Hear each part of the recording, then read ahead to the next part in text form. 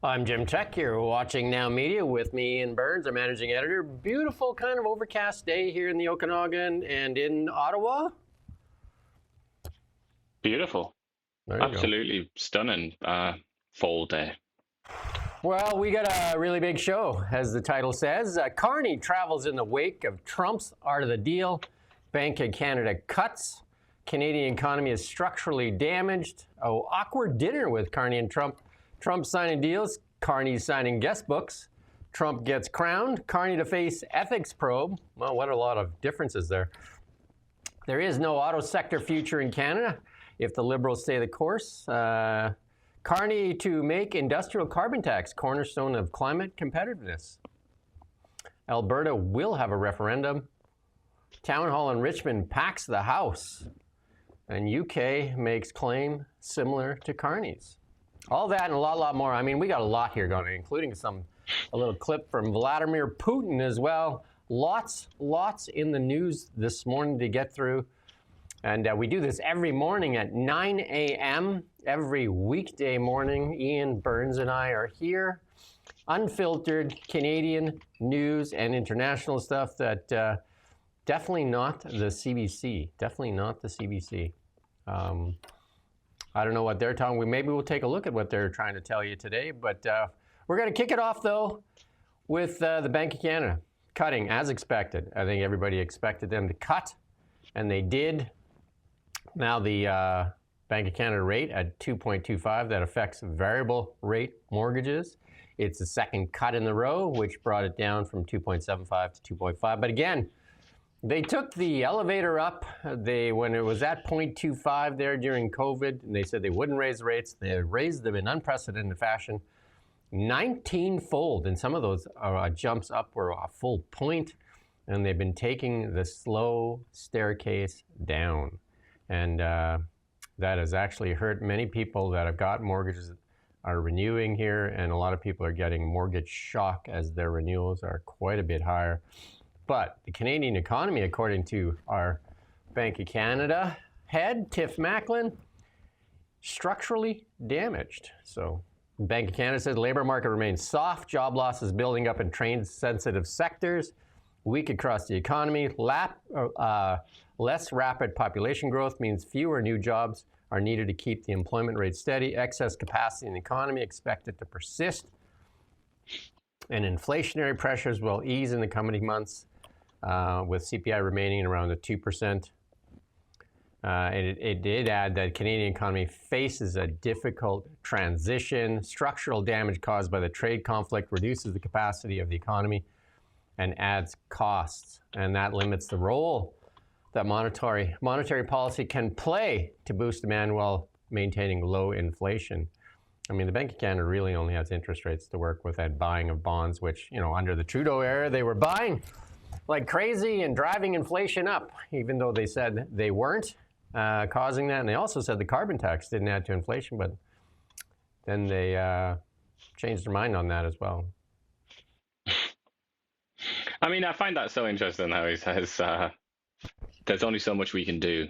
The role of monetary policy is limited.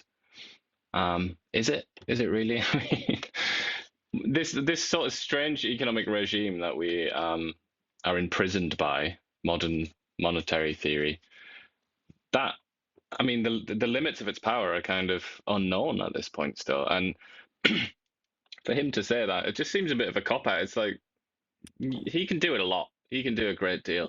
So I find it a little bit questionable that he chucks that in. But another bit that he said, I'm surprised that you didn't highlight, was he said the US has seen strong economic activity supported by a boom in AI investment. I was going to talk about that later. Said that we're going to come to that later. He even said that they are kind of suffering though as well with slower jobs growth, and saying that tariffs are bringing up prices in the US. Jobs and that kind of stuff are lagging indicators. Leading indicators are definitely in the favor of the United States. Many leading indicators there, and that's investment. And then if you look at the leading indicators in Canada, the investment is fleeing. And we've talked about that many times. There is, and people are really starting to notice the amount of capital fleeing. And that is a leading indicator and that will reflect in job stuff later on. So, you know, we've got leading and lagging indicators. That's what a lot of people don't really understand, is that right now Canada's leading indicators are lagging the United States, and the United States' leading indicators are, you know, all green and going for the gusto, and we're going to see that in some of these stories that we're going to do later here. You're going to see some of these leading and lagging indicators play out. And then Trump at the ASEAN thing there had dinner, and Mark Carney sat right across from him there. And we're going to play this little clip here. And part of that is the national security, you know, given to us by the tariffs, properly used tariffs, very properly used. And other countries, as you know, have used them against us, but we never chose to use them very much. And we should have. We should have. And it's made a big difference. Our country is thriving. I think we have the hottest country anywhere in the world. And a year ago we were. And part of that is the Can we get cut short there? Or? Oh, that's okay. That's good. I think he was talking directly to Mark Carney, though, or even though he wasn't talking to Mark Carney. But that comment was. I mean, it's not untrue that other countries definitely did use tariffs against the US, and it was quite unreasonable and it still happens. And a lot of countries have taken America as just like almost like it's not a country. It's almost like it's a kind of international exchange where you can just like go and make loads of money. A pool that you can just kind of rob every now and then. You can just go in there and take what you need. And it's been But to be fair, the Americans, as a consequence, the Americans have also enjoyed many, many benefits, of course, and cheaper consumer goods and things like that. And it's obviously it wasn't, as Trump describes it, as this kind of stupidity and just endless foolishness on the part of his predecessors. It's not quite accurate. I mean, there were pros involved in that as well. But the thing is, if globalization is going to be dismantled, and if we might be headed for another world war, or like a really serious sort of Cold War, which you could argue we're already kind of in with China anyway, if that's going to happen, then America can't afford to source critical, you know, goods from across the Pacific Ocean or further. You know, it just can't do that anymore. And in that light, a lot of what he's doing actually makes sense. But being Donald Trump, he doesn't quite explain it in that way. Let's play this other clip here at the APEC Summit, APEC Gala Dinner.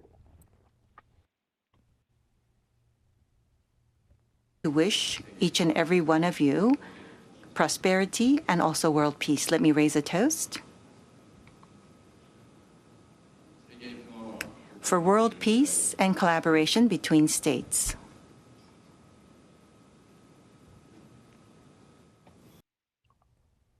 There you go. There was that toast there. And you're going to see some media outlets in Canada actually running that picture. They kind of froze the frame when it looks like Trump is toasting Mark Carney.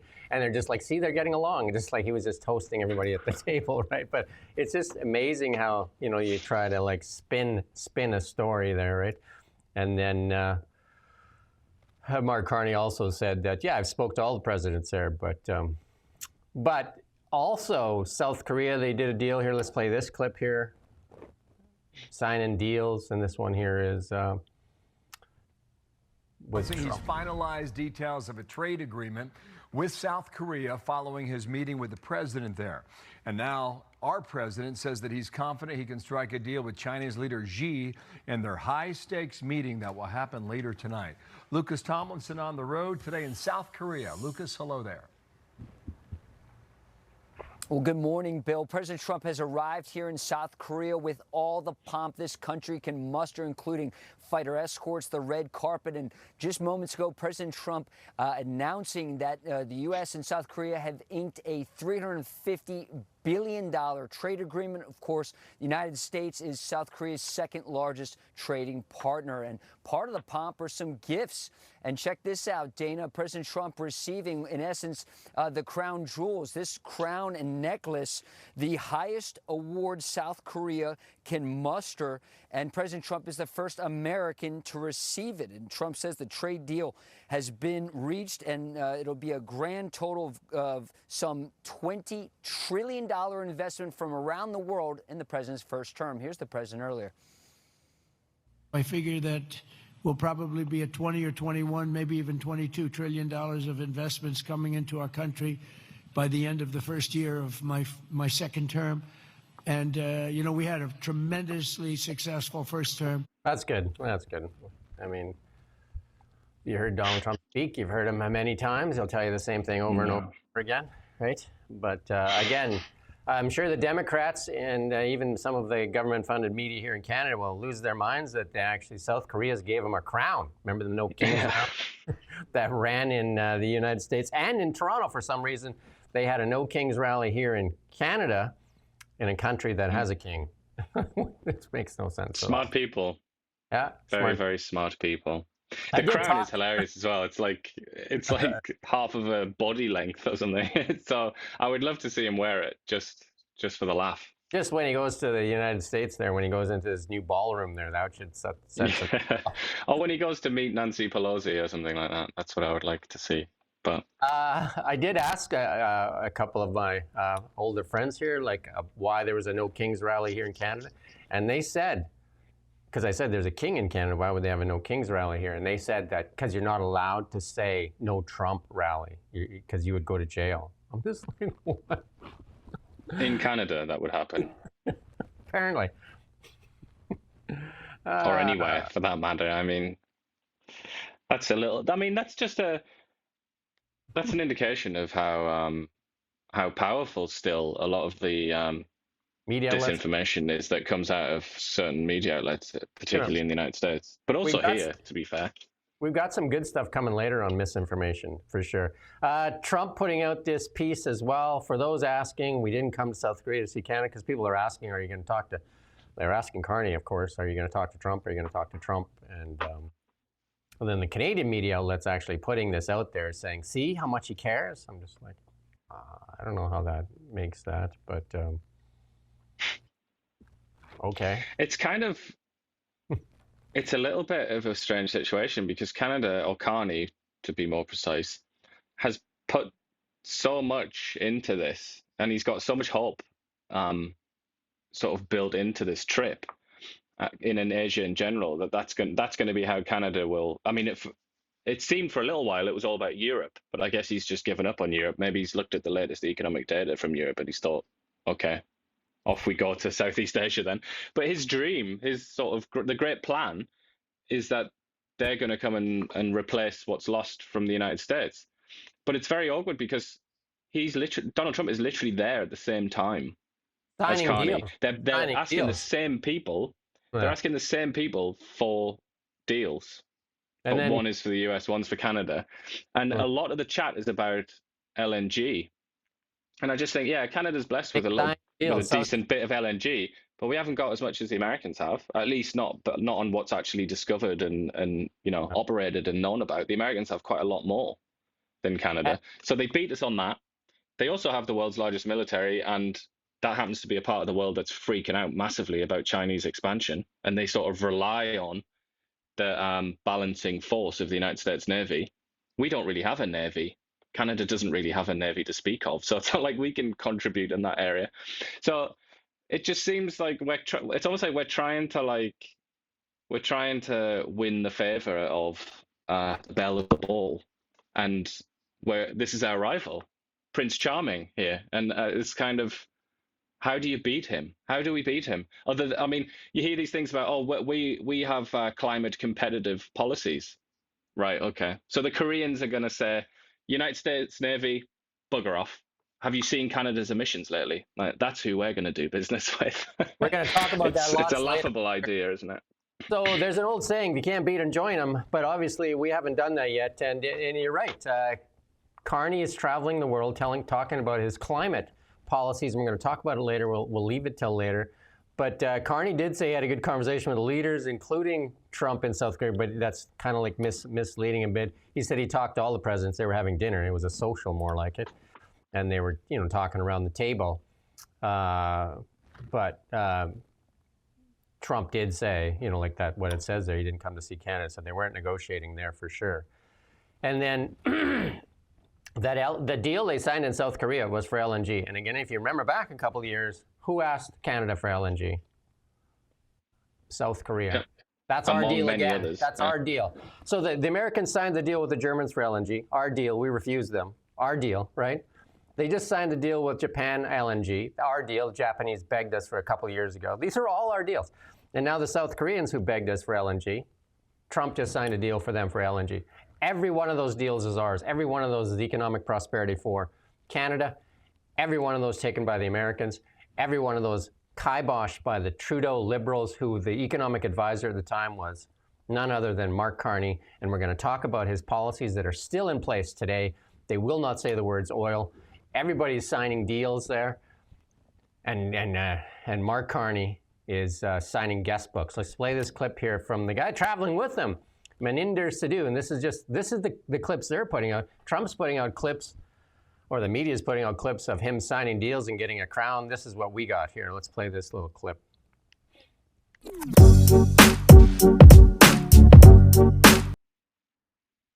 Yeah, you can leave the music off. But yeah, we got a lot of handshakes. Lots of handshakes. Nice little bit of dress up there. Yeah, lots of handshakes. Yeah, lots of, looks like an influencer would do this post, right? Like, Yeah, like I went to Korea for 2 days and this is what I saw. yeah, like it looks like an influencer post. Where's the deals? Where's the actual deals? Where are the deals? And here you go. Here's another one from Mark Carney himself. This is off his Twitter account or X account or whatever. And then talking about his warm welcome in Singapore. And let's play this here.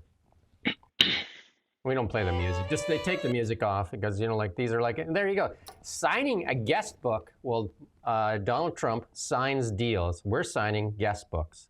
And we're getting a nice dinner. Again, an influencer post. Look at all this influencer stuff. Is Mark Carney an influencer? Photo ops between Chrystia Freeland, Melanie Jolie, Francois Philippe Champagne. They even showed you the guest book twice. Oh, this is just a repeat. But anyway. That's because it makes it look like he's signing something of consequence, doesn't it? That's what it's about. That is awfully deceptive, isn't it? From the PMO, whoever it is that made that video.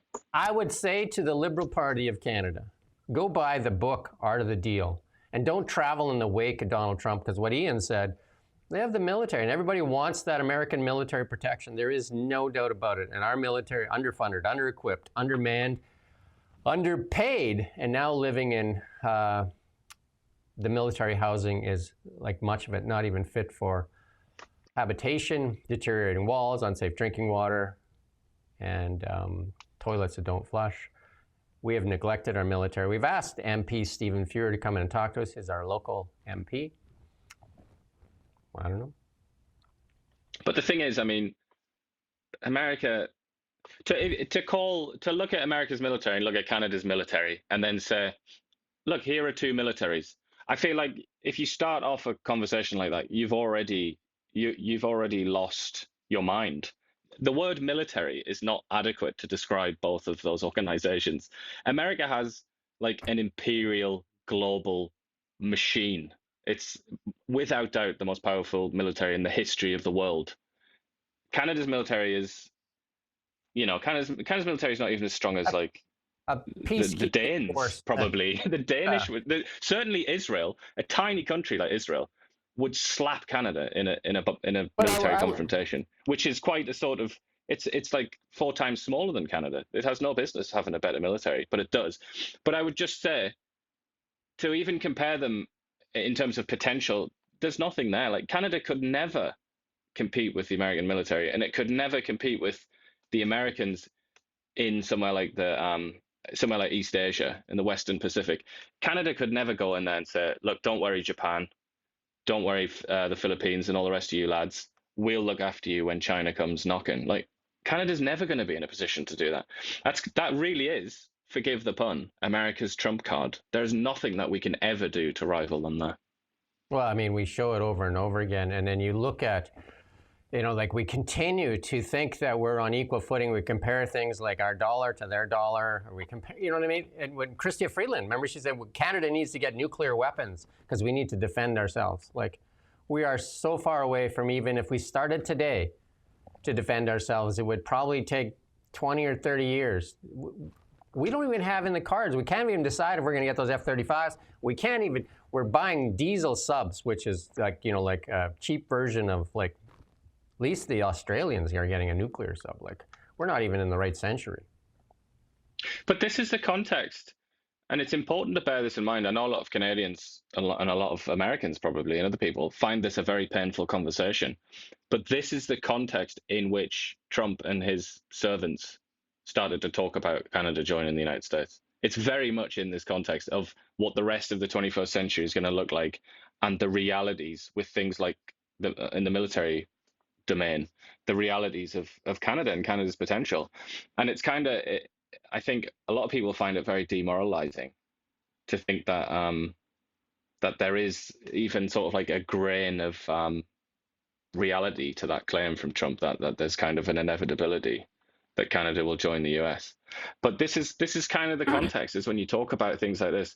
The US military, there's nothing like it, and there never will be anything like it, I don't think, other than from the Americans. The Chinese, I don't think that they can truly rival the US military. So it's a fact of life. Canada, I mean, I've talked to many economists, heading into an economic winter, and the United States heading into the golden age. And we just need to figure out a way to work with them and stop sticking sticks in their eyes and just, like get rid of this arrogance that we have and recognize like what the rest of the world recognized, what the rest of the world literally recognizes. Look at the reception from the South Koreans. Look at the reception from everywhere he's gone in the past little while. Qatar, I don't know, name the places. Look at the reception. And it is because of the stick that they carry. It is because of the stick. It is because of that military machine. We can't hope to have the same thing. Like even when Mark Carney landed, right there in the background of Mark Carney's plane there was the Air Force, the president's plane. It's right there. Can't escape it. And then, it's just, and then his is flown in with military escort. I don't know.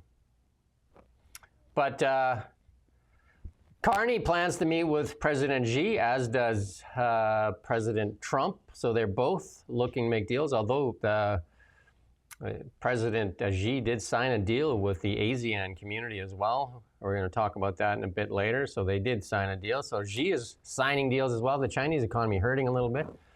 And so it's probably looking to sign as many deals as can. I mean, they'll sell anything. Ian said that yesterday. Like we continue to do this climate grift here where we, don't want to sell oil. We don't want to do this. And the Chinese will literally sell you whatever you will buy. Yeah, and they'll do whatever it takes to do it, to produce the thing that they're going to sell. For example, rare earth minerals. What China did, and that's just one facet of the Chinese industrialization of the 20th century. But what they did to win that monopoly to their own countryside, their own land, is appalling. But they did it because they decided that it was in the interests of the Chinese people. And as we sit here in 2025, it looks like they were onto something, weren't they? Now that they've potentially got the whole planet by the throat, and everyone is panicking and wondering what to do about how to get a hold of these metals. And then also Carney facing a little bit of heat at home here because they did vote. And they voted 170 MPs to 164. Imagine that, 164. Who has 164 votes in the House? Oh, right, the Liberals voted not to have an ethics probe because they're not about accountability and transparency, but they got outvoted. So there is going to be an ethics probe into Mark Carney's dealings here. That was 170 to 164. I guess he didn't do that deal. The standards need to be very high for people who want to serve in Canada's highest office. What I found really troubling was there was media outside waiting for the people coming out of Parliament. And the question they said to the MPs that voted for the ethics probe, the reporters asked, what do you hope to get out of this? Like, why are we doing this? Like, what? Are you running cover for Mark Carney now? Is that the job of the media? Is this the time? Yeah, there's another way to phrase that, like go up to the Liberals and say, why did you vote against transparency? Yeah, but they're like They weren't asking the Liberals that. They were just asking the people that voted for the ethics probe. It's kind of wild, no? You know, the answer they got, I mean, the standard is very high for people to serve in Canada's highest office. I mean, he's been very evasive on his answering for all these things, you know, asking about some of these holdings he has. I mean, again, they say Team Canada, and Team Canada is not Team Canada. You got Team Ford, you got Team Eby, you got Team Mark, and then Team Liberal, but no Team Canada that I've seen. And most of Mark Carney's investments are in the United States. And he took Brookfield there. And Brookfield, people should be angry with this. Brookfield signed a major deal with the United States yesterday. Canada can't seem to sign a deal, but Brookfield seemed to sign a deal with the United States. I think it was an $80 billion deal that Brookfield got to sign. Quite interesting that he's invested in Tesla. I hadn't picked up on that before when he released his... that was in July, when he released some of his investments, and he has Tesla. It's kind of... Yeah, I mean, when he first started running, fascinating. He tried to say he was an average guy with minimal holdings. And I said back then, if that's the case, he's got to be one of the worst CEOs in history, because running one of the bigger companies, and it is one of the bigger companies in Canada, Brookfield, if that's what he got out of it, is basically nothing. I'd be just flabbergasted. Turns out I was right. He has a lot more money than he let on. Of course. And this is a guy that, like, he was working for Goldman Sachs. What was it, in the 80s or something, or like ages ago? Like he'll have made bank, as they say. Obviously, especially as somebody that like is surrounded by finance people and understands finance and the market. Like, you would expect him to have a massive pile of cash, wouldn't you? And then Sam Cooper has all that information. There were journalists here in British Columbia, all that information on some of the connect the dots there with Chinese bank loans to Brookfield. And then the financing by the Canada Infrastructure Bank of the BC Ferries deal, and then he's connected to that. And there's a lot of connections, so a tangled web. So I don't know if people will be able to pull that web apart, and they're going to be defending at every move there. The Liberals will be defending at every chance they get to squash or like get in the way of this ethics probe. I have little hope that this ethics probe will highlight anything other than it'll be likely like chasing your tail. Yeah, more obstacles will be presented, but that in itself tells a story to people that are willing to listen. But that's what it all boils down to. Who's willing to listen, and who's willing to tell that story as well? Obviously, as we know about the Canadian media, the answer is Holly Dawn, basically, isn't it? that's who's going to tell the story. Let's go look on CBC right now. Let's have a look and see if that ethics story, Mark Carney's ethics to be probed, let's see if that's on the top of the fold there. Let's see. Ford accuses U.S. Ambassador bury the hatchet. Carney mum on what he saw in an anti-tariff. Yeah, you know, I mean, everybody said that he saw it. Now he's pretending that he didn't see it. So where is the ethics probe? Where? We've got celebs turn out for Game 4 of World Series. Yeah. Where's the ethics probe? Because it's huge. It's a huge story. I bet you if you went to this thing about Grok asking a child to send nudes. You could probably go to international media and find the ethics probe, but you're not going to find it on CBC. Anyway. But yeah, sorry, just to go back as well, like to the Liberal reaction to this. We've already seen a sort of dry run, haven't we? Or not a dry run, it was a real run, wasn't it? When there was an effort by the Conservatives. The Conservatives basically boycotted the House of Commons, didn't they? Because the documents that they called the Green Slush Fund weren't being released. We saw what the Liberals chose to do. Their sort of PR people, the PR spin was the Conservatives are just being like, they're being unpatriotic almost. They're shutting down our government while we've got all these crises because they want to play politics. That's what they're going to do. They're going to try and make this. They're going to try and make the Conservatives look bad, as if they're trying to mess around during a serious time. They're going to say, this is not the time. When is the time for all these liberal policies that have busted Canada? Just looking at this article, I hadn't even read this line. Maybe I'd absorbed it by osmosis, unbeknownst to me. But here we have a Liberal MP who says, conservatives are trying to score political points, do a character assassination, or give some sort of impression the prime minister is offside somehow. So there you go. This is bad use of parliamentary tools. And the ethics committee is being manipulated just so conservatives can constantly attack the prime minister. So they've already started doing exactly what we just said. Sam Cooper, was testifying in that committee hearing there, and he laid out some stuff that was pretty troubling. Yet, they seem to ignore that as well. But they go to their usual talking points. And this one here is like lots of egg on the face of the Melanie Jolies, the Francois Philippe Champagnes, the Chrystia Freelands, the Mark Carneys. We will do everything we can to save the auto sector. Wow, they continue to keep in place that EV mandate that we did the story yesterday and we talked about it, how the CEO of the Automobile Dealers Association there, Auto Manufacturers Association said, get rid of that EV mandate. No, not getting rid of it. Let's play this clip though. This is the mayor of Brampton. Choppy waters, and based on what Stellantis is saying is that there's no business case for auto jobs in Canada as long as tariffs are in place. I think the immediate outlook looks pretty negative, and it's why we're choppy waters. And I mean, you can put that other clip there. Yeah, there you go. The EV That's a hell of an admission, that, isn't it? The EV mandate, the tariffs, no deal. They're basically, the Liberals, again, we talked about this yesterday at length, and I talked about with Renee Merrifield at length. They say they're helping the auto sector. They say in one breath, we're going to do everything we can to help the auto sector, but we refuse to remove the EV mandate. The EV mandate is actually killing the automobile manufacturers here in Canada, but they refuse to remove it. Same thing they say about the media. We're here to help the media with Bill C-18, which is crushing media in Canada. But they continue to say that it's helping. Even Guilbeault says it's immoral to question it. Immoral to question it.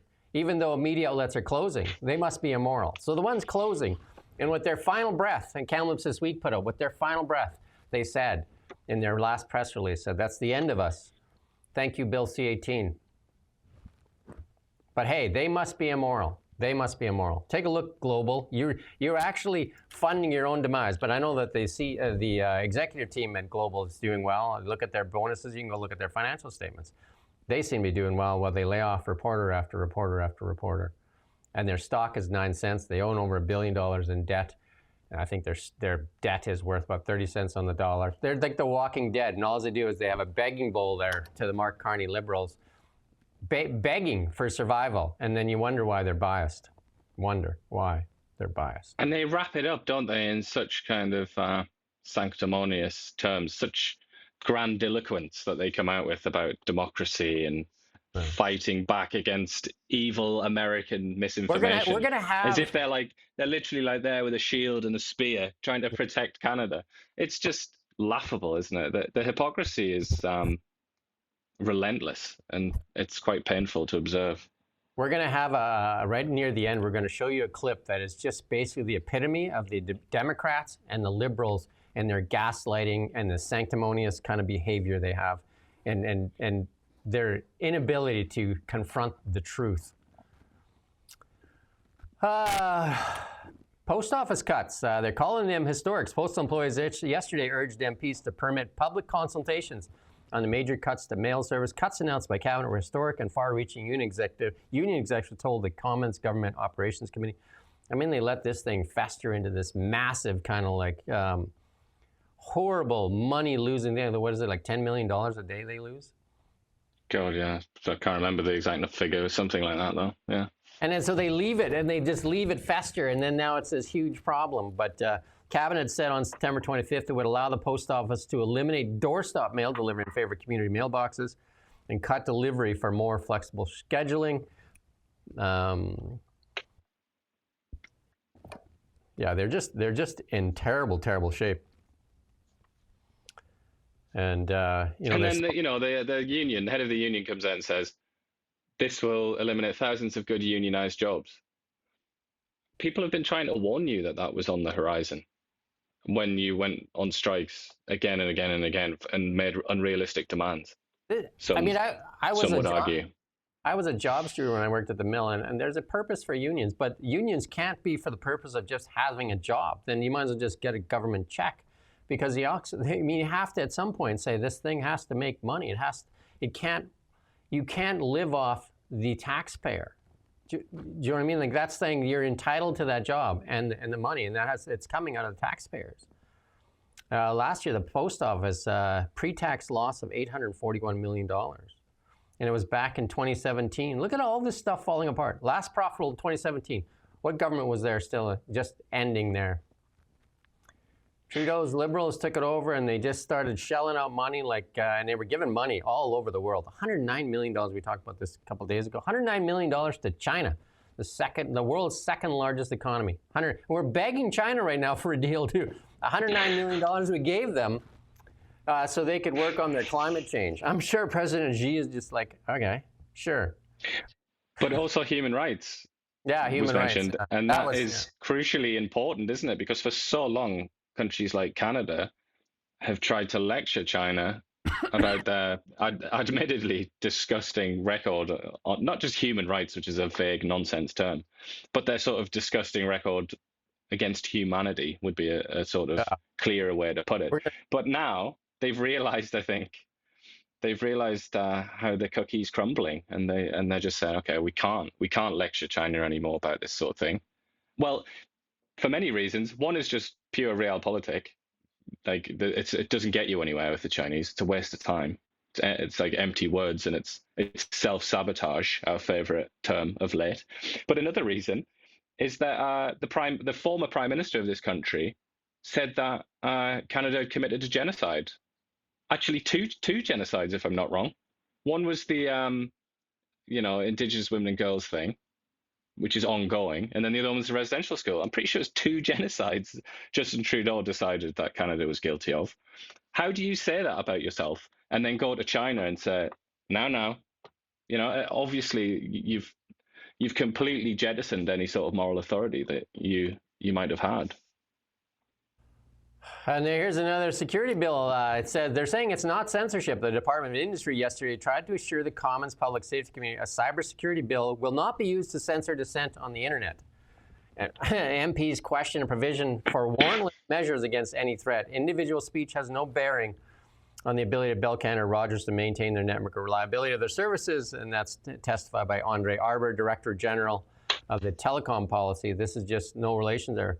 And the thing, they talk about this, yet they won't write it in there. I mean, that was asked of Guilbeault a long time ago. Well, just write in those restrictions. But no, they don't want to put that in there, right? Because, again, I've interviewed John Carpay for the Justice Center for Constitutional Freedoms many times, Lisa Bildy, another constitutional freedom lawyer. And Canada definitely doesn't have what the Americans have, which is basically absolute freedom of speech with the First Amendment. Canada has the Charter of Rights, which is more like guardrails, and we have a Liberal government that continues to press on those guardrails and take away more and more and more.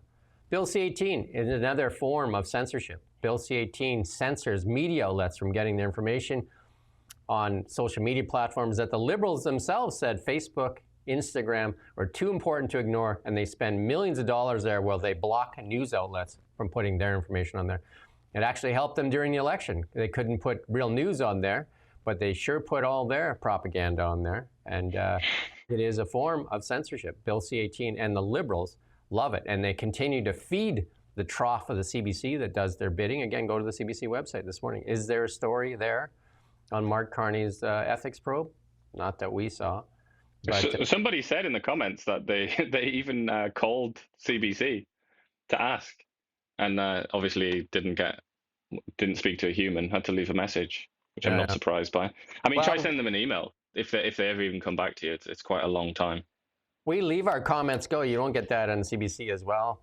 Please spread the word of what we do here, calling them out. Mark Carney, we got to ask the question when he was here in Kelowna. It was actually West Kelowna, but he said it was Kelowna. And we got to ask the question on Bill C-18, and he said, you're not going to like the answer. We're going to give more money to the CBC. And they did. You suck. They lived up to the promise they gave them, $150 million. And then I'm sure everybody knows this if you're a regular watcher. They promptly, the executive team gave themselves a raise, like, job well done, we got you elected, and we fed ourselves first. Definitely the executive team knows how to feed itself first. And there you go. They also, another part of the deal, another part of the arrangement was that the Liberals agreed to kind of elevate the status of the CBC, of its funding, so that it could no longer be debated and discussed and changed in the Commons quite so easily. So they basically, they made it like, I can't remember the exact term, something like statutory or something like that. But they basically elevated it above politics. So the CBC could no longer fall victim to the nastiness of Pierre Poilievre. It's like quite remarkable. This is done in all kinds of areas. Just an attempt to kind of remove something from politics. So another way to rephrase that is remove something from democracy. So it's no longer under democratic oversight. And then they wanted to, Pascal Saint-Onge, who you interviewed, and Justin Trudeau wanted to double the CBC funding before they left. They actually wanted to double their funding before they left, and wanted to make it so that nobody could ever remove that funding for the CBC, because they know that is their secret weapon. The mouthpiece is their weapon. Again, the boomers watch it, and they just live off it like it's like pablum being delivered to them, and they just eat it up. And Rosemary Barton, the chief information officer here in Canada, there just spreads this misinformation, and the boomers seem to want to eat it. They just, common sense has left the room. Well, somebody is talking about how Wab Canoe looks it looks great on 80s TV. I would say in similar sort of gone back in time, similar bit of time travel. A lot of these people, these boomers that you talk about, though. I think you are just about a boomer yourself, aren't you? So you're not anti-boomer necessarily, but a lot of these boomers, they are living in the 90s. I'm convinced of it. Having had many conversations with these often like extremely delightful people, but their perception of Canada it belongs in about sort of 1996 or something like that. There's been no evolution. There's been no attempt to accommodate the new reality of life in this country. So I think it's COP30 that's going to be, I think it's in the next couple of days. That is where Mark Carney will live in his glory. But here's a new editorial from Laurie Goldstein there from the Toronto Sun. Federal climate targets based on deception. Yet another report concludes Canada's $200 billion climate change program will barely achieve half of its promised emissions cuts by 2030. But Mark Carney doubling down, saying that he will make the industrial carbon tax the cornerstone of his so-called climate competitiveness plan. And he says that the world wants this. This is why Canada will be the leader of energy, because the world will buy clean energy before they'll buy it from the Americans.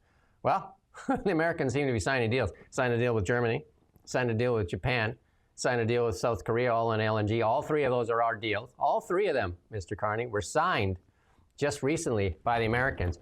And not one of them said, can we see your industrial carbon price policies first? Because we want to make sure that you have an industrial carbon price framework in place so that we make sure we're buying clean energy. Even the Germans, they didn't ask, did they? Did they ask for that? Did they ask for that report? Well, look, climate change, we're told by, basically everybody that's involved in that whole world, we're told that it's a matter of life and death, aren't we? It's a question of survival. Well, but when it comes to the Koreans, the Japanese, and the Germans and so on, when they're presented with, okay, you can make these futile gestures towards bringing down emissions, or you can have the US military giving you protection from China or Russia or whoever it is, and to the surprise of probably nobody, they've decided to go with the US military because that is the real threat to their existence, not the possibility that the temperature could increase, the global temperature could increase by 2 degrees in 2100 compared with 1850 or whatever it is. I can't remember exactly how they measure it. Even in the worst case scenario, which wouldn't even be that bad, as the IPCC themselves have said. Well, it would be bad. Sorry, that's quite... I don't mean to be flippant. It would be bad, but it wouldn't be the end of the world. It wouldn't be the end of humanity. Well, even the top climate clown came out yesterday. We did the story. Bill Gates say, climate change will not end the world. So we just got to be responsible in what we're doing. Imagine that. He got religion. And yet, look at this. Look at our environment minister here, Julie de Brussen, saying in an interview with the Canadian Press, the industrial carbon price is an important part of how we fight climate change. And then she says, Canadians see that climate change and the extreme weather events are impacting their communities in real time right now. Once again, a senior Canadian political figure linking Canada's emissions to serious weather events. As I've said a million times, I'm not going to make a meal of it. There's barely any relationship whatsoever between those two things, because Canada represents such a tiny proportion of all overall emissions. It's not you driving your gas car, and it's not, Alberta oil sands that are causing climate change. It's as simple as that. Canada's not a big enough player to cause climate change. Again, just for the people with common sense, the people that still have some common sense, that don't eat the pablum from CBC every day, just for those that still have just an inkling of common sense left. Canada continues down this path of this, Mark Carney said it many times, and this is one of the big things he's going to do is carbon credits here. But climate competitiveness, he said that the world wants this. The Germans didn't ask for it from the Americans. The South Koreans didn't ask for it. Japanese didn't ask for it. So who are these people that are asking for it? And the British didn't ask for it. The UK didn't ask for it. So who are these people asking for this? Then when the Americans seem to be signing deal after deal after deal. And there's an AI race going on right now, bigger than the space race, bigger than the arms race. This AI race is going on. And the biggest thing that the AI race needs is energy. And Alberta has a ton of it. And kudos on Daniel Smith for going and doing their own thing, because if we're going to wait here for Team Carney to do something about it with this climate competitiveness, it'll be interesting to see in the next few days how his speeches go at COP30, because I'm sure he's going to be in his glory there, and it's going to be. But the weight of this climate change agenda has left the room. When Biden and Kamala Harris left, when they were going to green the tanks, they were going to actually have tanks. EV tanks, so that when you're killing people, at least they know they were killed with a green tank, right? Well, what are the CO2 emissions of that shell that you've just fired? Yeah, a green tank with a DEI driver in it. That's I can rest easy. I was actually killed by a DEI tank driver in driving in a clean, emission-free tank. I mean, that would be quite an achievement if it was the DEI driver, because to pull off the controls and to aim and fire all at the same time. And again, if you have any common sense left in you, go watch some of the clips of Donald Trump arriving on those aircraft carriers, and then go back through history and watch some of the stuff when Joe Biden addressed the military, and just see if the American military wanted to have DEI. I mean, in Canada, we're like I don't know what we've done to our military, even the COVID stuff. At least Donald Trump reinstated all the people fired for COVID vaccines and gave them back pay. In Canada, not so much. And we can't even get... Well, Canada's kind of a continuation of the old regime, the ancien regime in the US, isn't it? I mean, that's not lost on a lot of Democrats who say that they want to come and move here, though obviously they never do. And the American military getting record numbers in their recruitment. Canada has a complement of like 75,000. That's what they say is full. We can't even get 55. We even tried to get immigrants to join the military. We even tried, and we couldn't convince them to join the military. like they'd rather drive trucks, wouldn't they? I know that, or work at Tim Hortons. They'd rather work at Tim Hortons than join the military. That tells you everything you need to know. Where's our friend Lightning Rod today, telling us why this, the Canadian military is stronger than the American military? Just wonder. How? Yeah, well, he likes to, our dear friend, Mr. Rod, likes to talk about the past, doesn't he? So I imagine he would probably talk about the military in like the 50s or something like that. Here's a map for people. This is for Ian here. All the world's carbon emissions. There's Canada right there. But if you go back and read the Canadian Press story, they'll tell you that Canada is responsible and that we need to do more. And Mark Carney will tell you that we need to give the ability to private corporations to charge for carbon credits, so that Daniel Smith and David Eby will tell you, no oil to our coastline. I thought it was a Canadian coastline. No oil. Well, is it even BC's coastline, or is it a First Nation that has like 70 members. Is it their coastline? We're gonna get even I'm confused on that one. We're gonna get to that. That's coming up. It's like it seems like we did the show yesterday, and it seems like everything we can do to kind of like look at this again. Look at this chart very closely. Take a look at this chart, see where Canada is, and then look at this next chart. There you go. Where we lead there, it's only us and the foolish France in carbon tax revenue. And then just go back and have a look at France. Does France even show up on that? They don't even, literally, France isn't even on that pie chart thing. Yeah. They're not even there. But I love how you've got Iran. Even Iran is considerably higher than Canada when it comes to emissions. It is completely ludicrous. Saudi Arabia, South Korea, all higher than Canada. But yeah, here we are in the carbon tax. I mean, that perhaps tells you everything you need to know, doesn't it? I did yesterday. Every Tuesday, I do an hour-long show with Renee Merrifield, a former MLA with the BC United Party.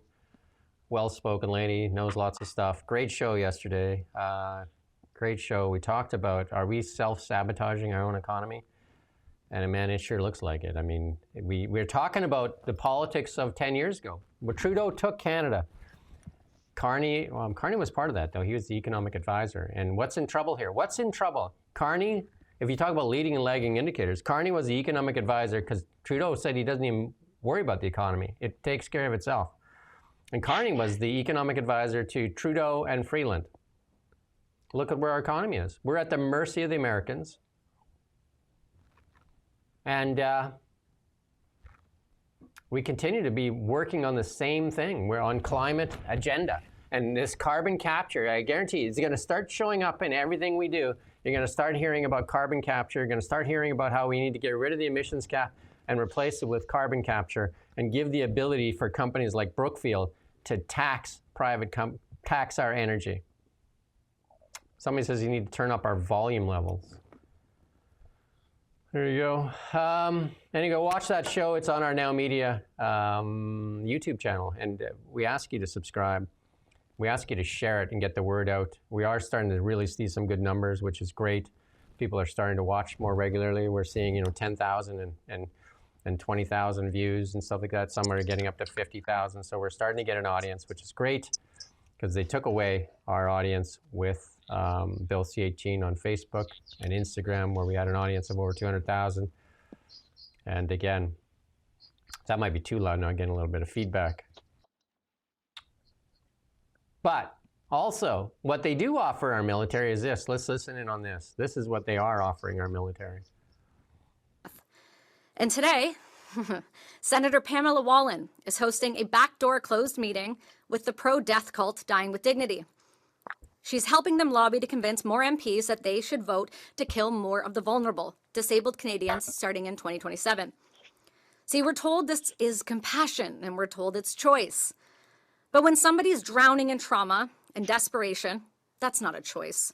That's coercion wearing a polite face. I've spoken with veterans who have reached out for help and asked for therapy, for hope, for treatment, and what they got instead was an offer to end their life. I've spoken to more veterans now, and the whistleblowers just keep coming. This is not one or two. This is well documented, over 20 and growing by the day. I know this because I report on it daily, and people seem to trust me with their stories. Imagine how deep that hopelessness must go. When your own country looks at you and decides that death is the very best it can offer. This isn't hypothetical anymore. This isn't some dystopian book. This is the reality in Canada, and it's happening. And it's not just happening to veterans. People with disabilities like myself and others, with chronic pain, with depression, bad breakups, loss, poverty, they're all being told the same thing. You remember this, the really troubling one when a veteran asked Justin Trudeau in a town hall when he was really popular if he could have money for a wheelchair, and Justin Trudeau said, sadly, there's no money for you for a wheelchair. But they offered him MAID.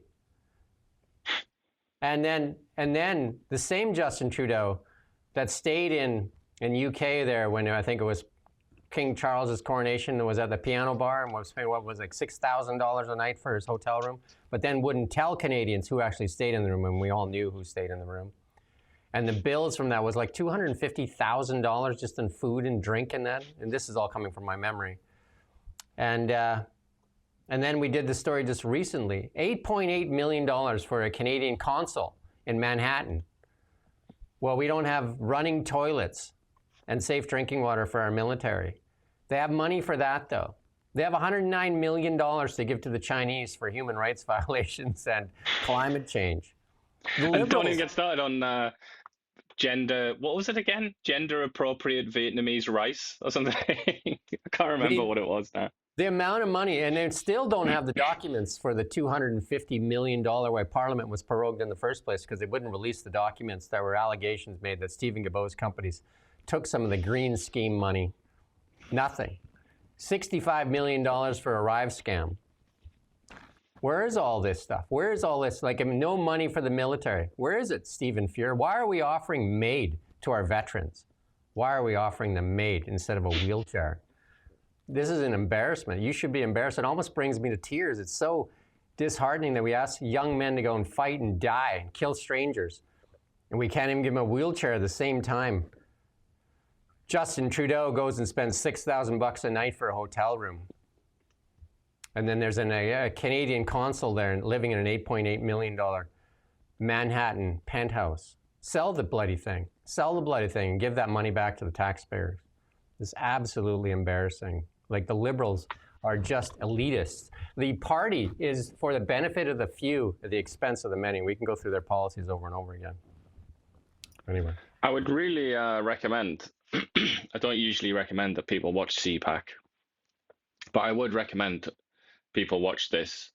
The chap, like, I actually don't know who he is, but he was in a wheelchair, and he kind of like introduced the team of people who are opposed to, or this group of people who are opposed to MAID. Extremely eloquent, like unusually fluent and eloquent, really worth hearing from him.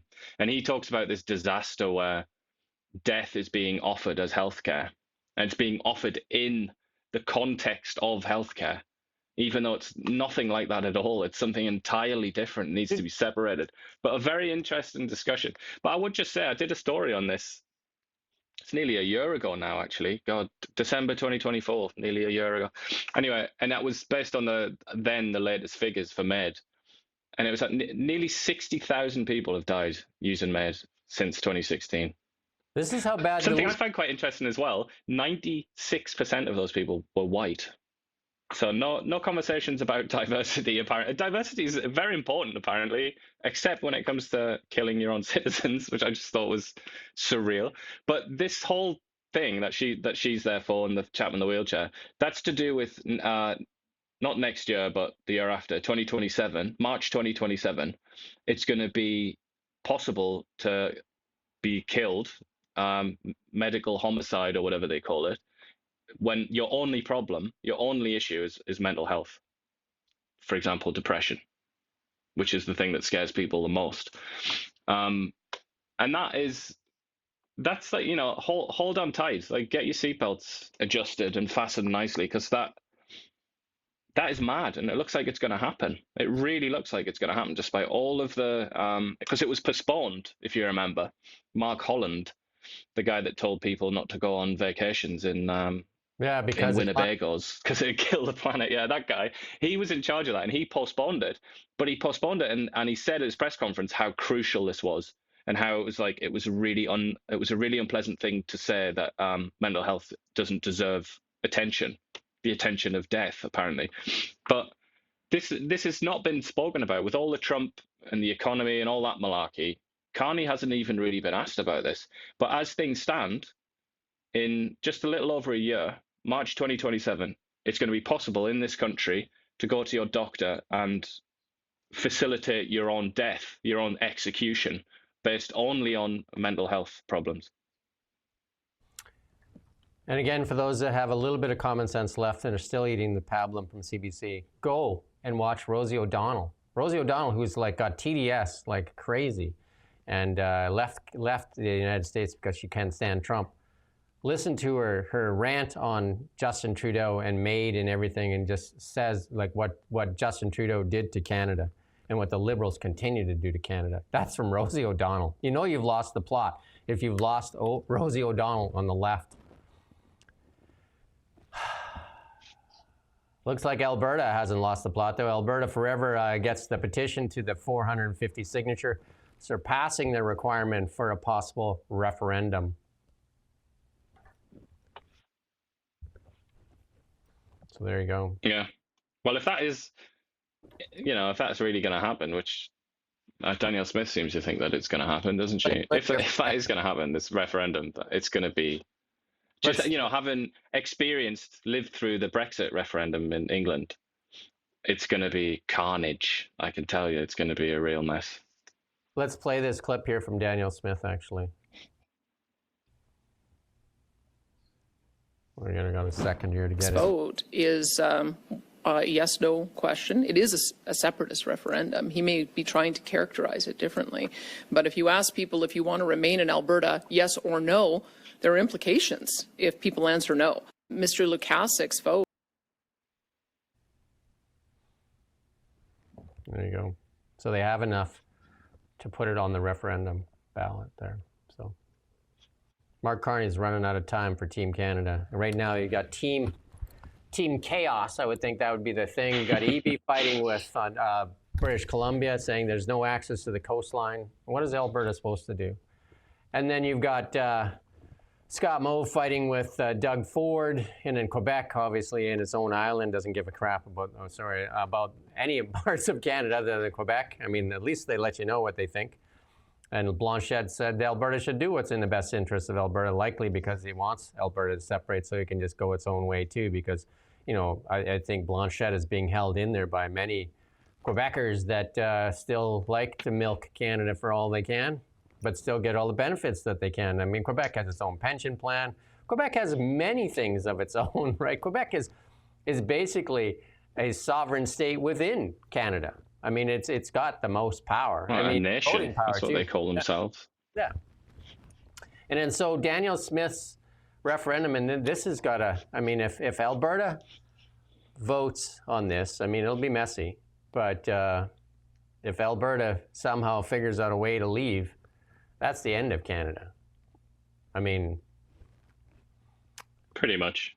I mean, where does that leave BC, just for starters? I mean, it's Canada, in many ways, Canada really, truly became like a proper country with the Pacific Railroad and the accession of BC joining Confederation.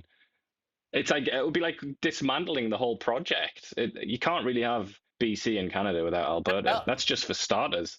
Alberta is the Rodney Dangerfield of Canada. We get no respect. And I would say that is like, you can't argue that Alberta is the Rodney Dangerfield of Canada. Well, to the point that they're willing to do this. They're not doing this for a laugh, are they? They're doing this because they're absolutely sick. And it's been decades that they've been complaining, and they haven't been satisfied. They haven't been, they feel like there's been no compromise. Yeah. There you go. We're going to go on to our BC news, and this one here is really troubling here in British Columbia. Let's kick it off here. Coming to you live from the Now Media Newsroom. This is a tweet here from John Rustad, and this is that Richmond had its town hall last night, and we're going to play this little clip here from one of the landowners here, the Richard property owner that had his title. As part of the Richmond Cowichan decision. Let's play this. And now, talk to your local MLA is what we're getting. Citizen demands you can earlier than the 2025. Yep. So what contribute is not telling you too? We're not having a story for you like you asked. We have a story for you. He doesn't have any answers. He knew what's going on. He sat there and enjoyed his $400,000 a year he makes. Yeah. That's what we're doing. I'm bitter, yes. My tax dollars are at work right now. And who knows? I thought at least we're going to get a gift card out of this deal. Got nothing here tonight. Are you going to get to fight? Oh, definitely. I'll be filing suit. That's good. I'll find out what my... So they weren't even part of the decision. The court said that they couldn't even be. They didn't even get to know. They just got to woke up. They got to wake up one day and find out that their title had been awarded, and they couldn't. I don't know how John Rustad. I don't know how John Rustad talks about this subject without, spontaneously combusting on the spot, because he was mocked and attacked relentlessly by David Eby and many other people, many other eggheads and boffins and experts. Just, they couldn't stop sticking the knife into John Rustad when he was talking about this exact thing happening. Remember in the debate, that video's doing the rounds, isn't it, where Eby's saying, like, he's trying to scare you. He's trying to say he's going to take the land away from you. It's like, what's happened? If I was John Rustad, I would just be like, I'd just be pulling my hair out constantly, because it's so annoying to be proved right when it's as depressing as this, when it's as big a deal as this. So kind of, I guess, like, credit to old Rusty there for keeping his head on. I've interviewed Jeff Moyse, the Aboriginal lawyer for the government, for about 31 years, and now practicing on his own. And I've interviewed him a couple times, and we're going to get an interview again. And in British Columbia, there's over 100% of land claims because there's lots of overlapping claims. So this is really serious. And then Jeff Moyse said that this thing could take 5 to 7 years just to play out in the BC Supreme Court appeal system. And the Canadian Supreme Court won't hear it till it's exhausted through the BC Supreme Court. And so these people right now that have had this decision made on their land, you can't sell this. And then there's even talk that you can't even get to renew the mortgage. So the only choice they really have is to sue the government, because the land is purchased from the government. So it's BC Crown that sold the land to this man at some point, or I don't know if he bought it from somebody else, but original sale comes from the Crown. So the only recourse he has right now is sue the government.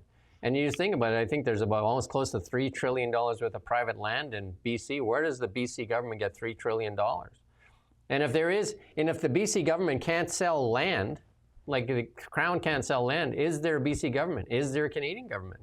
Do you know what I mean? This is how serious this question is. And it's, we had Jonathan Kay on the other day, a good interview, go watch that.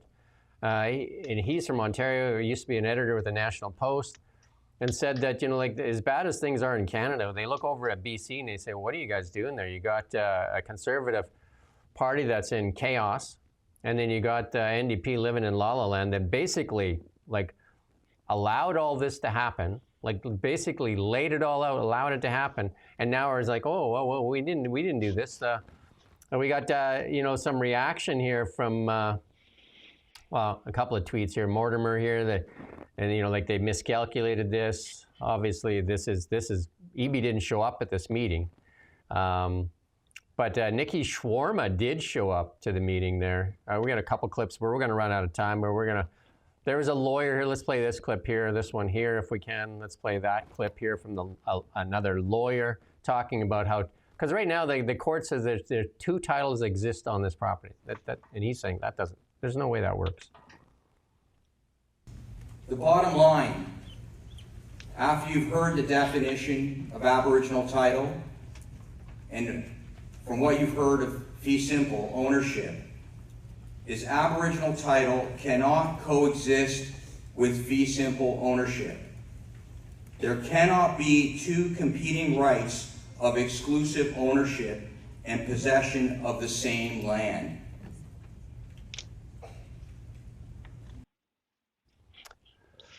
There you go. And then we got Nikki Shawarma. She showed up there. Credit to her for actually showing up. Did I say it? Shawarma? Her name is Shama, not Shawarma. Shawarma. Well, maybe she's selling some shawarma. There you go. That might be what she ends up doing if this goes wrong. Sideways. There you go. Let's listen to what she has to say.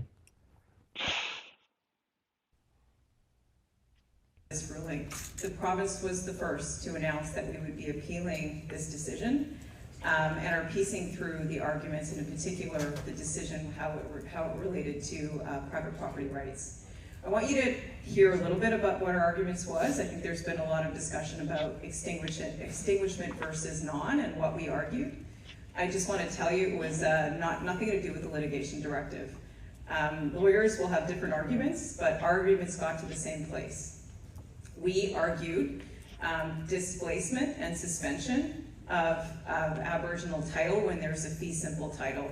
So we argued that the fee simple ownership and our land title system in BC was a paramount legal structure that all of you landowners need to have that legal certainty when you have your fee simple.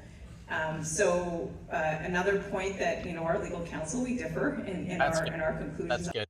You can go listen to that whole thing. There's quite a bit there. Kudos to her for showing up. But the Richmond mayor, laid it out very well as well, where he said that, there was no transparency in this. And John Rustad has called on David Eby to stop with these secretive negotiations. And we're going to get Jeff Moyson to talk about the decision with Haida too, when that property was awarded. All of these things are done behind closed doors, and you're just told one day, oh, this is what happened. Eby, I think this is going to be a tough one to come back from. David Eby, they got so many messes going on. They got that mess there with healthcare. We talked about that yesterday. And then even to add to this, here's the Auditor General now saying BC government rebuked by Auditor General for improperly recording tobacco settlement cash. And I interviewed the finance minister recently as well, and we talked about it. I didn't talk to her about this because we were only allowed 15 minutes. There's only so many questions you could get in. But, I'm also a CPA, and this cook in the book stuff is just, and this is what the Carney Liberals are trying to do right now, using different forms of accounting. But here's the Auditor General calling out the BC NDP. But then I guess what happens then? The finger pointing starts, right? So they've been rebuked by them for recording that cash settlement of $3.5 billion.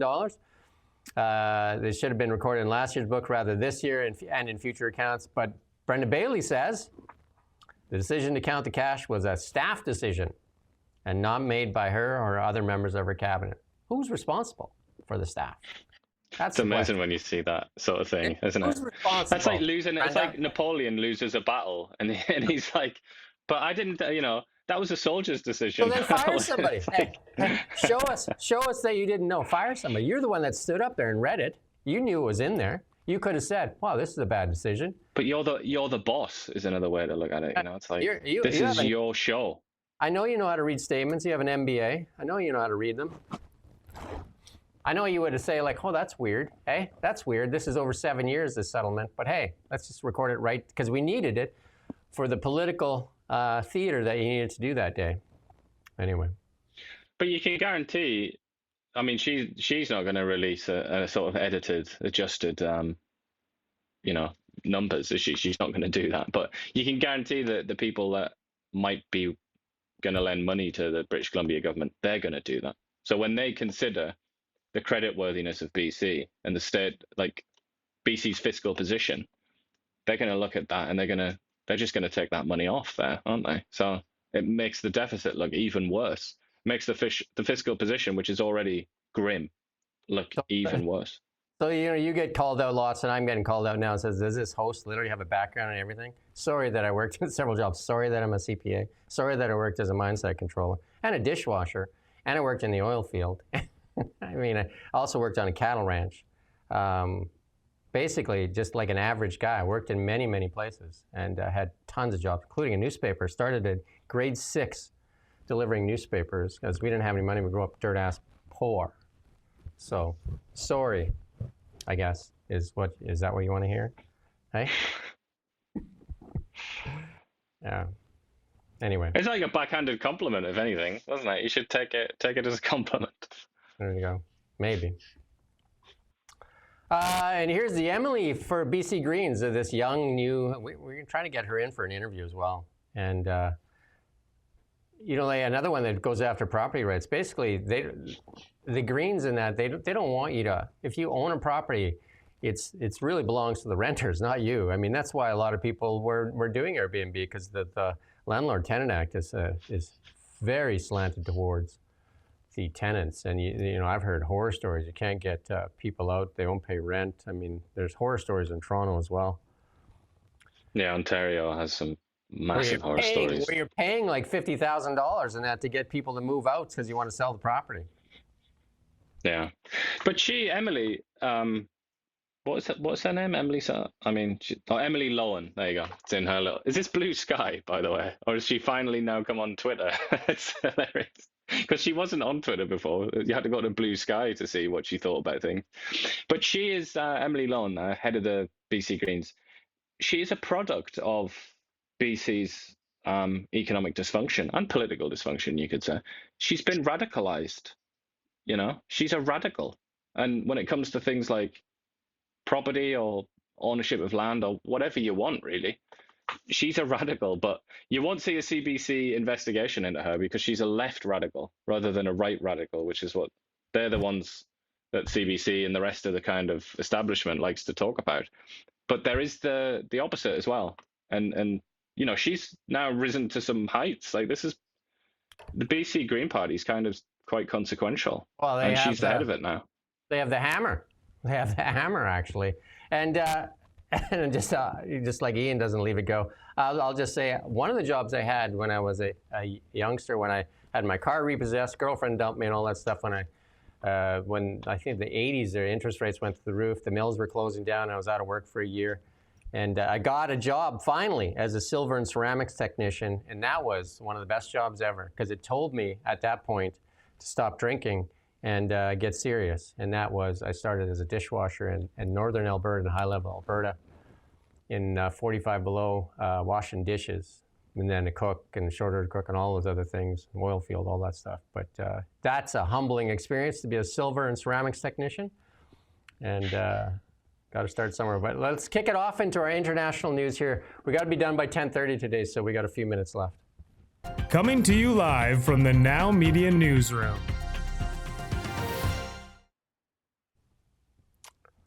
Well, let's kick it off with Trump getting his crown. So I'm sure that let's play this little clip here, though. The celestial gold crown symbolizes the divine connection between the authority of the heavens and sovereignty on earth, as well as the strong leadership and authority of a leader. 경주를 국기대로 차리신 우리 트럼프 대통령님께 한반도의 처음으로 평화를 가져온 신라의 정신과 함께 한미 동맹의 푸른 상징하는 이 금관을 선물로 준비하였습니다. We present this gold crown to you on this joyous occasion of your state visit to Gyeongju. That's good. Because it symbolizes the spirit. There you go. So he's the first American president to receive the Grand Order. I'm going to get this wrong. Munghungawa, highest South Korean honor. That's a heck of a crown. You're right. He should wear that when he meets with Nancy Pelosi. Oh man! And then she would get hold of it, and she could try and break that crown, but I don't think she would succeed. I would pay to watch that clip. I would actually pay to be in attendance. Yeah, I would enjoy that. And then here you go. She's a bit of a star already. She's the first female prime minister in Japanese history, and that is a big deal in Japan because they're very traditional. They have very traditional customs, and she even convinced her husband to take her name. So she's a very strong lady, and she's maybe she's Japan's Margaret Thatcher.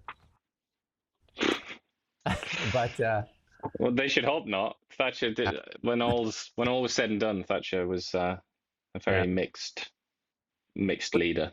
We played this. Well, let's play this clip again because it's good. She's celebrating her victory there with Donald Trump. So the big man and the little powerhouse. How's that?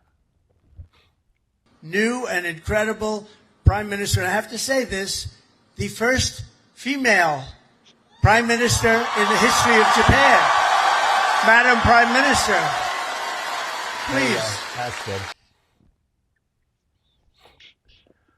And then the China and ASEAN, and we talked about this earlier, signed a upgraded free trade. So they've signed a $771 billion bilateral trade.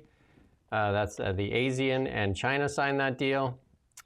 And then we're running out of time. We won't play this, but what I do want to say is there's leading and lagging indicators. And the leading indicators right now in the United States are very strong. They're very, very strong.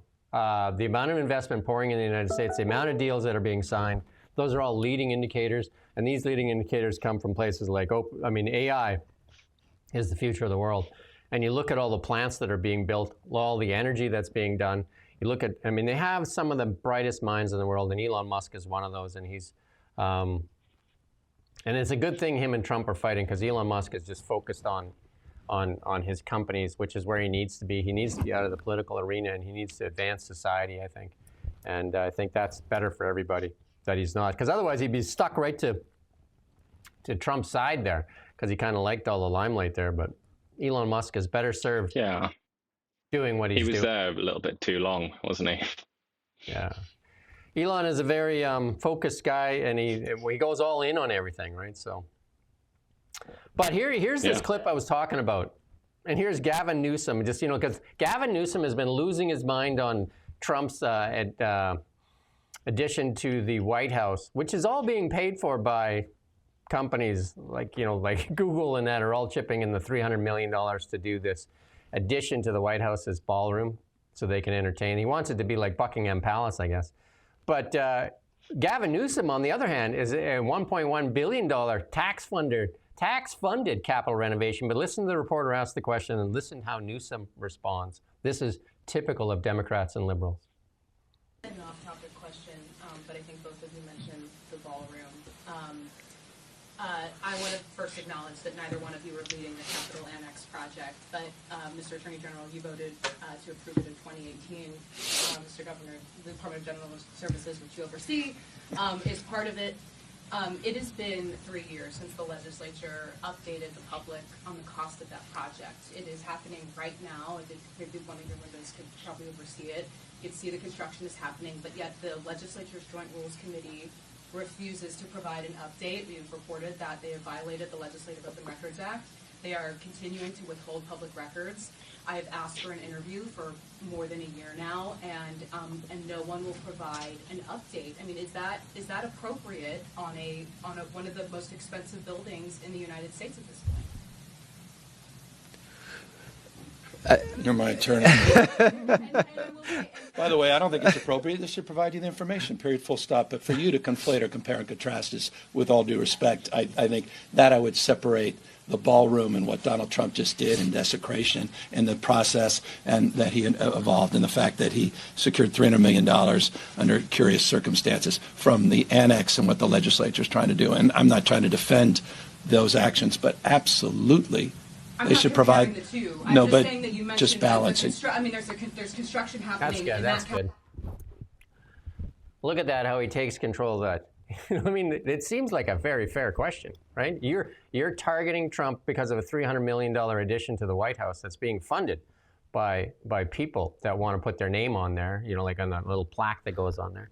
And you're doing a $1.1 billion renovation to the Capitol that you won't release information on. Seems like a fair question. And then he does, but it's not. You're not allowed. You're not allowed to do that.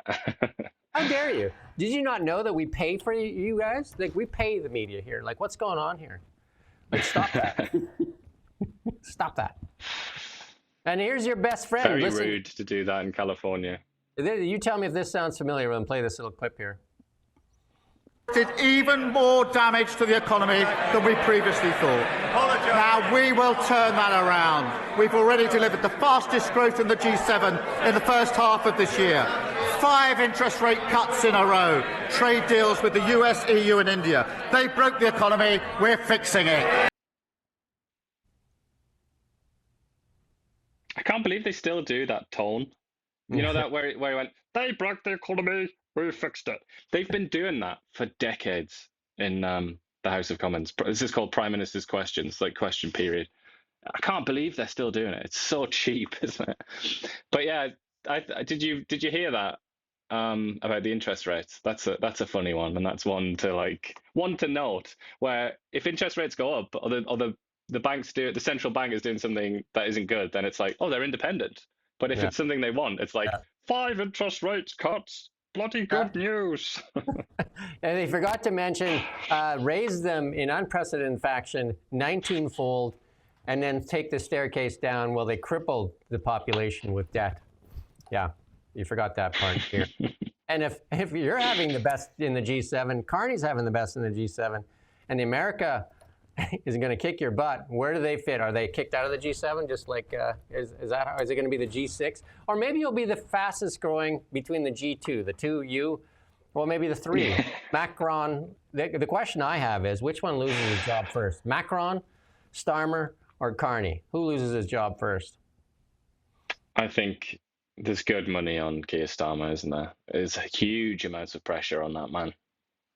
The 3 of them could start their own show. They could rival us. They could have their own show of virtue signaling. A podcast, yeah. And being sanctimonious, and people could call in and they could pitch them on climate agenda and how to tax people's prosperity. But listen to this call here. This is a UK talk show. Listen to this. Oh, I live in the borough right next to Hillingdon. Yep. And I moved into my house in 2019. My local shop, there's been 3 stabbings, 1 murder since then. Wow. My friend was murdered last year up on the high street. Girl I know was murdered in Southall Park. The government are failing us. I'm so scared for my children. I have a 22-year-old son, and I'm begging him to move out of the country. Oh my goodness, I feel for you. What are these politicians doing to us? They're putting our children in so much danger. They're putting everyone in danger, and they're not doing nothing to help us. And that's the thing. A lot of us feel that you know how many is too many. They're pushing us to do something that we don't want to do. We are peaceful people. British people never vote against their government. Yeah, they're going to push us to it because they're not listening to us.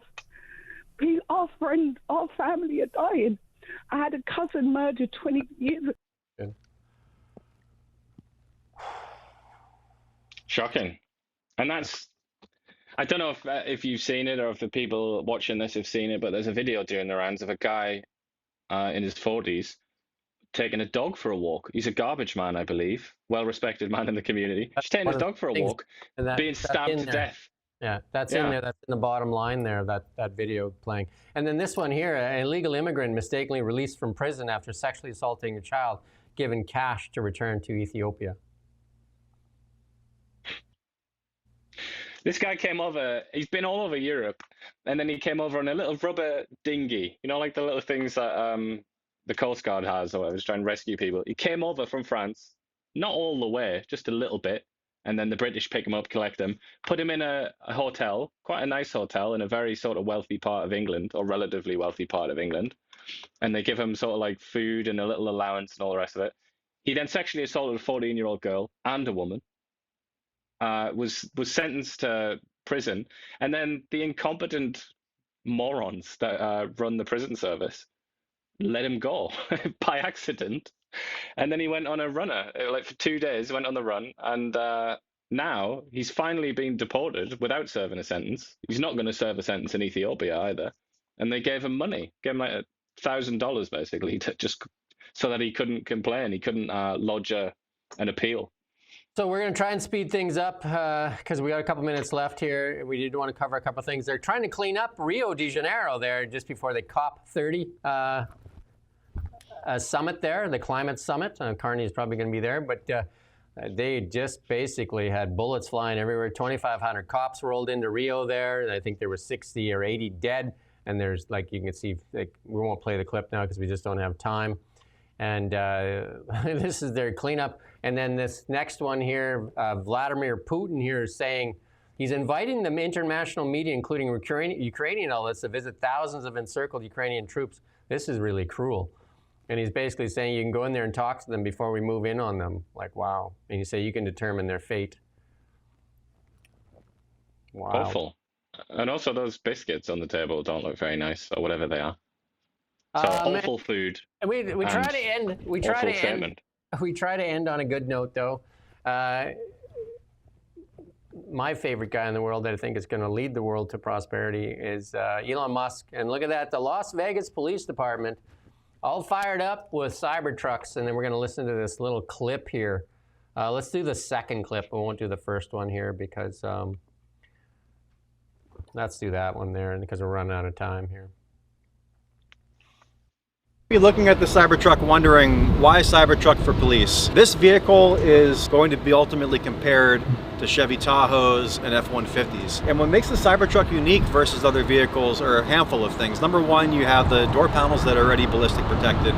Number two, you have a huge amount of space and a very nimble vehicle. But perhaps most importantly, Cybertrucks don't need oil changes. They don't have regular maintenance intervals. They're very easy to maintain. In fact, you don't really even run through brake pads because of the regenerative braking on the vehicle. So the uptime on the vehicle, besides maybe buying a tire if you get a nail in it, there's almost no maintenance needed on the vehicle and everything's covered otherwise under warranty. So it ends up being very cheap to operate. And then based on fuel, EVs don't idle, and more than half of the fuel on police officers' vehicles are spent idling because the cars have to be on all the time. There you go. If I get pulled over by one of those, I'm again handing my license over very carefully. Those things look That's quite interesting what you said about idling, though. I'd never quite thought about that, but that's a very good point. Fuel savings is huge. Well, there's no fuel, but it is like, you know, like one of the things that drives me crazy in California when you're driving, because you get a lot of the rentals, and they have that start-stop, you know what I mean? Like they shut down, and the lights there take forever because there's like lanes and lefts and rights and all this thing. So you can sit at a light for 3-4 minutes, and the car shuts down, and then the air conditioner, because it's so bloody hot, then the pump stops on the air conditioner, so then it's just blowing this muggy air into you, so then you don't get, it's like you're just like, it's so stuffy, and then all of a sudden it's cold again, then stuffy and cold, and you're just like, oh my God, right? So, wild. Yeah, and that's it. That's our show. I was going to talk about Palantir, huge investment in Palantir, again, one of the most important companies happening right now too, as well as NVIDIA. Like, educate yourself and watch this show, because we're going to share some of this stuff that's going on. Some of the most important companies in the world right now. NVIDIA, Palantir, Tesla, and anyway. Thank you for watching, and we'll back tomorrow 9 a.m. Like and share. And thank you for watching Now Media. We don't just report the news. We live here too. We're your neighbors, bringing you stories that matter to all of us. No government funding, no outside influence. Kelowna Now, local, independent. News you can trust.